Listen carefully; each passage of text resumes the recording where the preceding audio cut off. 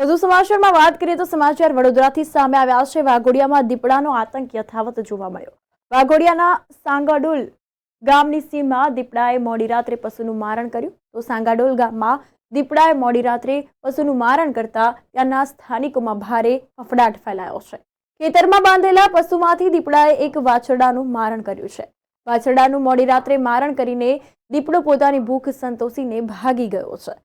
તો દીપડાના પંજાના નિશાન પણ જોવા મળ્યા। વાઘોડિયાના દેવ નદીના કિનારા વિસ્તારોમાં છેલ્લા ઘણા સમયથી પશુપક્ષી દીપડાનો ત્રાસ યથાવત જોવા મળે છે।